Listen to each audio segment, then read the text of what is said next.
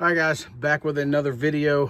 Figured I will do the typical YouTube gun guy video, which is going over my current EDC. It is May 22nd of 2026. Let's get started. My front right pocket clipped on. I just carry a Benchmade bug out. I have no illusions of this being a defensive tool. I'm not a knife fighter. But I use a pocket knife every day at work, on the farm, just everywhere. There's no reason to not carry a good knife. I prefer the Benchmade, either the bug out or the mini Adamas, but there's a ton of good options. Carry whatever knife you like. I just happen to like Benchmade. This knife is so thin and so light, you don't even realize it's on your pants half the time. And I have snuck this knife into places that you should not be able to sneak any sort of weaponry through. And I've been able to sneak it in with me. So that's what I keep in my front right pocket. Also in my front right pocket, wallet, just Ridge wallet, nothing crazy. Just RFID blocking technology to, protect your identity. In my front left pocket, I have a Surefire. It is the EDC L2-T. It's got 2 power modes on it. I'm not gonna lie to you on the lumen settings, but there's a low power mode and then a high power mode. My only complaint with this light is I don't like the pressure button. I wish it was just a click button that I could just click it on and leave the light on. So it's just a pressure button, and then if you'll screw this aperture down all the way, that is what keeps your light on continuously. So I mean, it still has continuous mode. It's just a little bit longer to get continuous mode on. I do like the strap that came with it, because if you open it up all the way, you can wrap it around the front of the flashlight, wrap it over your hand, and now you can point it everywhere with just moving your hand. So you can hold it if you need to throw a punch at somebody. You got a little bit more weight to it, something to wrap your hand around. That's obviously like a 1 in a million use case scenario, but just being able to strap it onto your hand, to not worry about dropping it if your hands are wet, it's raining, you got blood on your hands, whatever. Being able to just keep that light securely fastened to your hand, I think is a good move. What else is in my front left pocket? The truck keys, nothing exciting there. My back left pocket, spare Glock 17 mag. I don't always carry a spare pistol magazine. It just depends on where I'm going. If I'm running down the street to the local grocery store, I'm probably not going to put a spare mag in my pocket. I understand you can't pick whenever your gunfight's going to happen, but there are statistics to everything, and I don't feel uncomfortable not carrying a spare mag with me. Certain places I take one, certain ones I don't. Pistol I'm currently carrying is a Gen 6 Glock 17. Okay, I'm a Glock guy. I've been a Glock guy for a long time. I've been carrying a gun for 15 years before it was even legal for me to be carrying a gun. I don't believe in asking permission. I've been carrying a gun since I was 18. Always been a Glock guy. I do have other pistols, but Glock is just my go-to. So like I said, Gen 6 17. It has the Aimpoint Acro P2 on it. Big Aimpoint fan when it comes to red dots. They're really good options. I like Aimpoints. The ammo that I'm carrying in this gun is, this looks like some Hornady, whatever their defensive round is. I like the Hornady stuff, and I like the Federal HST stuff. The holster I'm carrying in is a Green Force Tactical Burkett. So the cool thing about the Burkett is it has this bar that's attached to your soft loops, and that will rotate a little bit with your pressure. So whenever you're sitting in the truck and your leg's pushing up on the bottom of your holster, excuse me, it'll rotate. It just makes it super, super comfortable to carry. I think I've got 3 Burketts now, 2 different Glock 17 versions, and then I have one for my Walther PDP that I rotate into my carry sometimes. In my right pocket on my cargo shorts, I've got a tourniquet. Guys, carrying your medical is a non-negotiable for me. You guys need to be carrying medical. At least carry a tourniquet on your person. I've got an ankle med kit I wear sometimes whenever I'm wearing long pants, but a tourniquet to me is non-negotiable. And it's not just for gunfights at the grocery store, or some whatever superhero guy stuff you've got dreamed up in your head. I travel 100 miles round trip back and forth to work every day.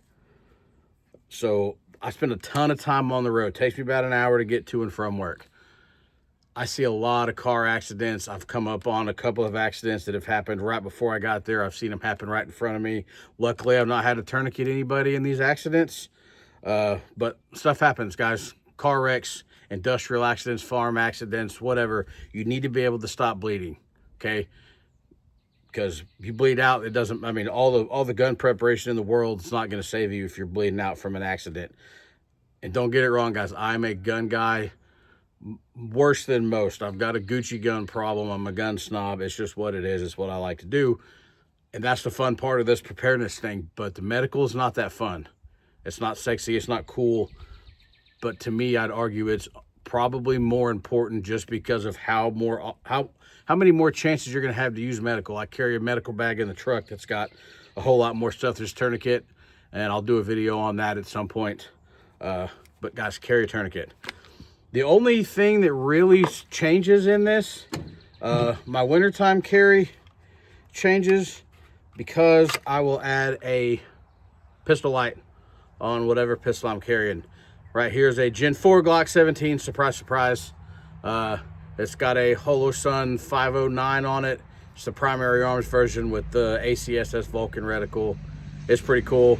I like the aim point more. It's a solid option if you don't want to spend aim point money. Flashlight is the Surefire X300 Turbo A.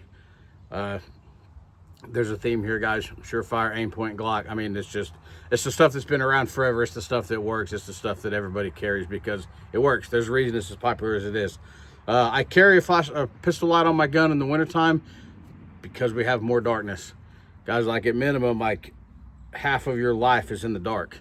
So you need a light on your gun. And if you don't want to carry a light on your gun, at least carry a pocket flashlight. I know it's redundant, but I use my flashlight in my pocket for a lot of stuff that I don't want to point my gun at. You know, in the mornings when I'm leaving for work, I leave at, 3:45. It's dark. I scan the field to check for deer eyes just because I like to creep on the deer. So I use that light a lot. I keep another flashlight in my closet by my closet gun. That's also got a light on it. Guys, redundancy is the name of this. Because if something fails, you need to have a backup. That's my opinion anyway. My opinion is worth what you guys are paying for it. But I like having redundancies. Being able to identify what you're pointing a gun at and what you're potentially going to shoot is a big deal. You don't want to shoot a friendly. You don't want to shoot your wife or your kids because they come across the house in the middle of the night and you didn't know they were up out of bed, guys. So flashlights are extremely important. That's my rant on that. When I'm carrying in the wintertime with a light on it, I carry in a Tier 1 concealment holster. I cannot remember the model name of this. So sorry about that, Tier 1 guys. But I've got two of these, the exact same holster. One for a Glock with a Surefire on it, and then one for my Staccato P with a Surefire on it. Good holsters here. But other than that, my EDC does not ever change. It never changes.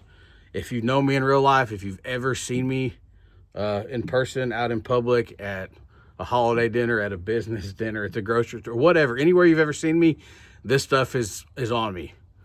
Very, very rarely do I go anywhere unarmed.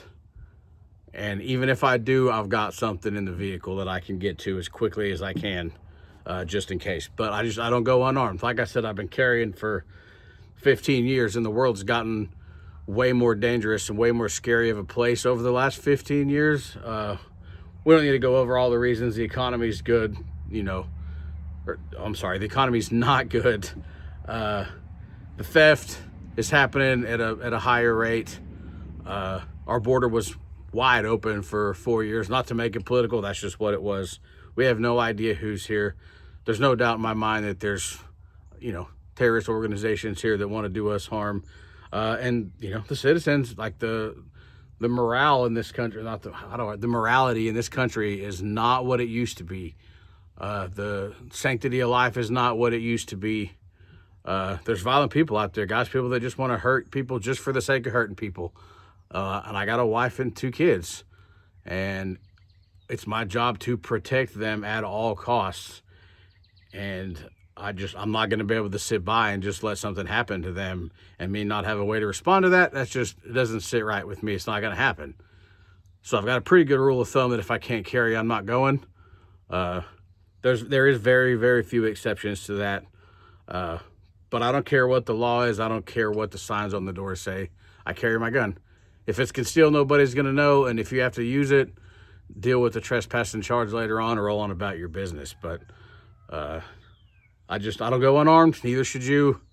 If you got any questions, if you need recommendations on something, best places to buy something, whatever, drop those in the comments. But yeah, that's what I carry, 2026.